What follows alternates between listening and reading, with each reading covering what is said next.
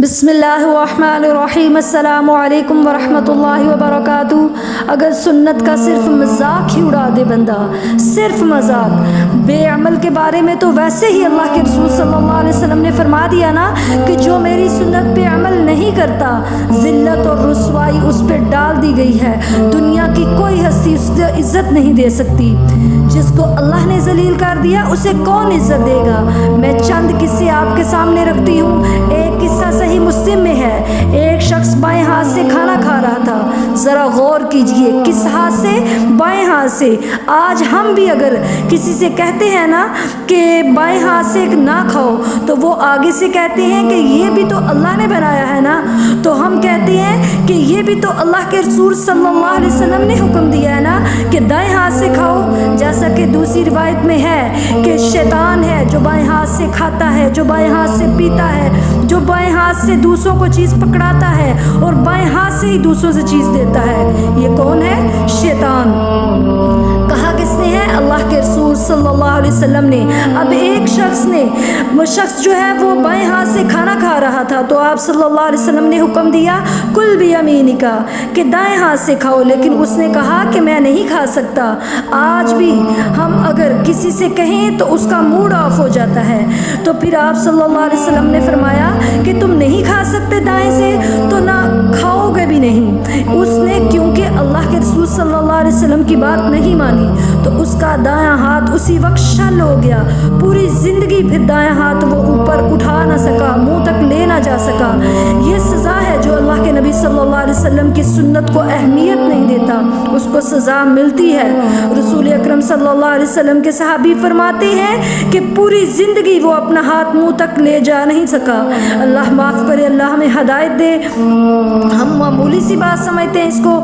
اور پھر حضرت عمر بن سلمہ رضی اللہ تعالیٰ عنہ صحابی کہتے ہیں کہ جب میں چھوٹا تھا تو آپ صلی اللہ علیہ وسلم نے مجھے 3 نصیحتیں فرمائیں، میں نے ساری زندگی ان کو کبھی نہیں چھوڑا۔ نصیحتیں کیا تھی؟ کہ بیٹا کھانا کھانے کے لیے تھوڑا قریب ہو کر بیٹھ جاؤ، بیٹا کھانا کھانے سے پہلے بسم اللہ پڑھا کرو، اور پھر فرمایا بیٹا کھانا دائیں ہاتھ سے کھایا کرو، اور فرمایا کھانا اپنے سامنے سے کھاؤ، دوسروں کی طرف سے ہاتھ لے کر نہ جاؤ، دوسروں کی طرف ہاتھ لے کر نہ جاؤ، کیونکہ یہ آداب ہیں۔ نبی کریم صلی اللہ علیہ وسلم نے یہ آداب سکھلائے تو صحابی کہتے ہیں کہ میں نے پوری زندگی گزر گئی میری، لیکن میں نے کھانا ایسے ہی کھایا۔ اللہ تعالیٰ یہ آداب ہمیں بھی اپنے بچوں کو سکھانے کی توفیق عطا فرمائے، آمین۔ رسول اکرم صلی اللہ علیہ وسلم کا حکم یہ ہے کہ امام سے پہلے سجدے سے سر نہ اٹھائیں، رکوع سے سر نہ اٹھائیں۔ امام بنایا ہی اس لیے گیا ہے کہ اس کی اقتداء کی جائے، اور فرمایا کہ جو امام سے پہلے سر اٹھائے گا رکوع یا سجدے سے تو خوف یہ ہے کہ اللہ اس کا سر گدھے کا بنا دیں گے۔ یہ حدیث کے الفاظ ہیں۔ اسی حدیث کو سن کر ایک بندہ دمشق کا کہتا ہے کہ یہ کیسے ہو سکتا ہے کہ ایک بندے کا سر گدھے کا سر بن جائے؟ میں ایسا کر کے دیکھتا ہوں۔ اس نے امام سے پہلے سر اٹھایا سجدے سے یا رکوع سے تو اللہ تعالیٰ نے اس کا سر گدھے کا بنا دیا، اللہ معاف کرے۔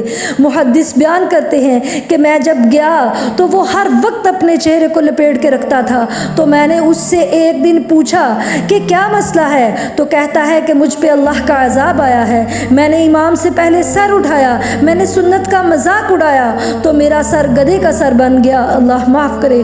تو میں اب ہر وقت اس کو لپیٹ کے رکھتا ہوں، کسی کو دکھاتا ہی نہیں۔ اللہ کے رسول صلی اللہ علیہ وسلم نے فرمایا ہے جو علم سیکھنے کے لیے نکلتا ہے تو اللہ تعالیٰ اس کے لیے جنت کا راستہ آسان بنا دیتے ہیں، اللہ کے نورانی فرشتے پر بچھاتے ہیں اس کے راستے میں۔ تو ایک مجنون پاگل کہنے لگا کہ میں نے لوہے کا جوتا پہننا ہے اور فرشتوں کے پروں کو مسل دینا ہے اچھی طریقے سے۔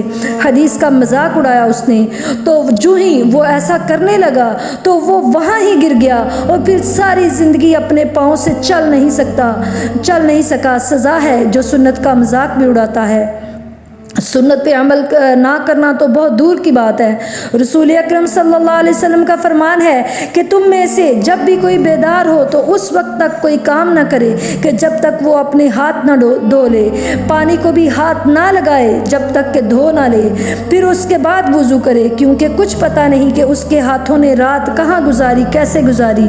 تو ایک شخص کہتا ہے کہ کہاں گزاری رات، ہاتھ تو میرے ساتھ ہی تھے۔ وہ مذاق اڑانے لگا سنت کا۔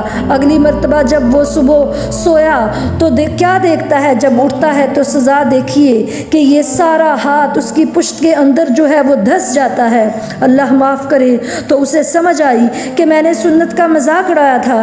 سیدنا ابو ہریرہ رضی اللہ تعالی عنہ روایت کرتے ہیں کہ جب کوئی جانور خریدو، آپ نے ایک بکری خریدی ہے، آپ نے اسے اپنے پاس رکھا ہے، دودھ دویا ہے، اور آپ نے وہ جانور کسی وجہ سے واپس کرنا ہے تو 1 سا آپ کو نے بکری کے ساتھ دینا ہے۔ یہ بات سن کر بہت سے عقل پرست جو ہیں وہ حیران ہو گئے، تو وہ کہتے ہیں کہ نعوذ باللہ، سیدنا ابو ہریرہ رضی اللہ تعالی عنہ کو تو سمجھ ہی کوئی نہیں تھی۔ صحابی کو کہا معاذ اللہ، تو ایک شخص نے ایسے ہی مذاق اڑایا کہ وہ کس لیے ساتھ دیتا ہے، تو چھت سے سانپ نکلا اور وہاں اسے ڈھسا تو ادھر ہی اس کی جان نکل گئی۔ اللہ معاف کرے، اللہ ہدایت دے ہم کو۔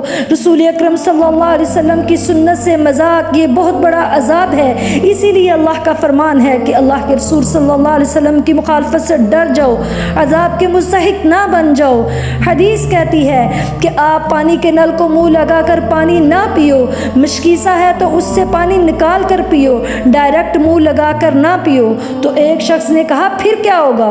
کیا ہوا؟ جو ہی اس نے ایسا کیا، سانپ کو نگل گیا جو مشکیزے کے تنگ منہ سے نکلا اور اس کے منہ میں چلا گیا، اسے نظر نہیں آیا۔ تو اللہ کے رسول صلی اللہ علیہ وسلم نے جو بات کہی ہے اس میں حکمت ہے، اس میں بہت، اس سے بڑی بات کوئی ہو ہی نہیں سکتی جو میرے نبی کریم صلی اللہ علیہ وسلم نے دعائیں، اذکار اور نصیحتیں فرما دی، ان میں کوئی نہ کوئی حکمت ضرور ہے۔ دیکھیں آج چلتے پھرتے اگر کسی نے داڑھی رکھی ہوئی ہے، کسی نے پانچے اوپر کیے ہوئے سنت سمجھتے ہوئے، تو لوگ ملا ملا اور پتہ نہیں کیا کیا کہہ کر مذاق اڑاتے ہیں۔ اللہ تعالیٰ ہدایت دے۔ جب آپ خود سنت پہ عمل نہیں کر سکتے تو کم از کم سنت پہ جو عمل کر رہے ہیں ان کا مذاق نہ اڑائیں، سنتوں کا مذاق خدا را نہ اڑائیں۔ اس لیے اس کی نیکی پہ پہرا دینا، اس کی اداؤں پہ پہرا دینا، اس ہستی کے عوامل پہ پہرا دینا، یہ اصل میں اس سے سچی محبت کا تقاضا ہے۔ اللہ میرے اور آپ کے نصیب میں یہ محبت کرے، آمین۔ اللہ نبی کریم صلی اللہ علیہ وسلم کی سنتوں سے محبت کرنے کی اور ان کو فالو کرنے کی توفیق عطا فرمائے، آمین۔ السلام علیکم ورحمۃ اللہ وبرکاتہ۔